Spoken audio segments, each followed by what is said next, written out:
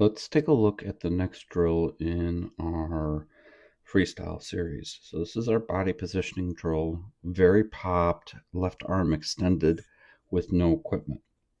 So our left arm here is extended, no fins, and we're just going to be working on that body positioning kick.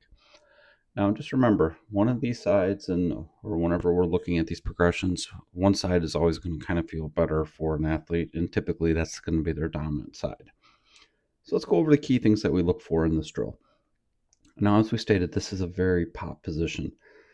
Very popped here, what we like is the hips and shoulders being very, very up, so the swimmer is pretty much on their side. We like this at the developmental or very young age group level for a couple reasons. One, it teaches the athletes on how to really be able to kick, and then secondly, where to place that head and keep that head low, especially when they're swimming, so that they don't lift that head up to take a breath. So this allows them to kind of learn to be able to kick side to side while keeping their head flat and also being able to take a breath.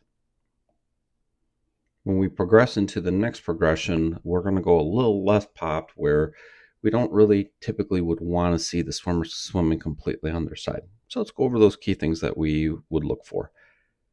Let's start out with the feet. Here we like to see the legs, the feet being pointed as we are performing the kick and keeping the kick at the surface. So we saw a little bit right here as we're moving through, and there we go. So this is kind of what we like to see. A lot of turbulence being created right here as our athlete is kicking. We call this whitewater, thunder kick, boiling water. It all means the same thing. We just really look for the legs to really stay up here at the surface. And then, as we mentioned before, we're looking for the kick to be a side-to-side movement. So in front of the body and then behind it.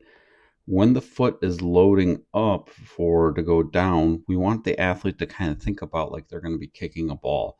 So we want to see that foot really drive in front of the body, then to be able to return back. That's how you get a lot of power out of the kick. And we can kind of see the kick then kind of coming here from the hip, really utilizing the quadricep and the hamstring as we're going to be then traveling through the water.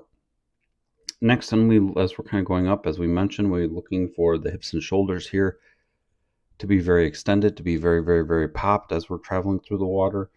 That means the other side here has to be down. Then we look here at the head. Head here about halfway under, halfway over. Goggle line here is right along the surface of the water. Perfect.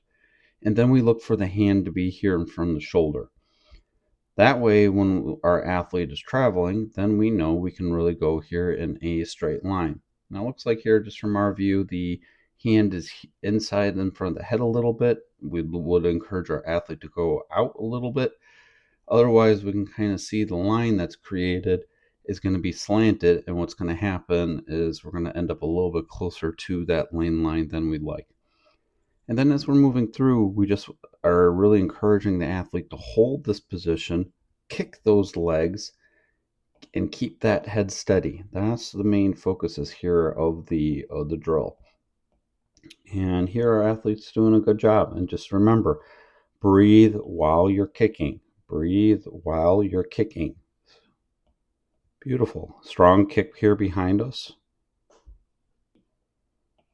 And we're doing a good job here. So we might get some little wiggle room at times here between the hips and shoulders. Sometimes that head might move a little bit. Just the important thing is just to reset and then get back into that drill positioning right away. So we take a look at the kick. So here we kind of see those hips sway a little bit as we're moving through. But here, as we see, legs are nice and pointed. And then we're kicking just a little bit diagonal. So we would want to get those hips up a little bit, so we're a little bit more side to side here with our kick. And we just then move through. But otherwise, then our athlete does a good job of generating some nice strong whitewater here behind us. So we look at our return view, same points of emphasis. Head here, we want to kind of keep right in front of that shoulder, and halfway up, halfway under. Here, the The shoulder and hips are up.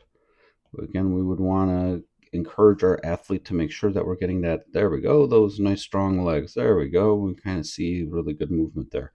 Now here you can kind of see that little bit of swing of that arm.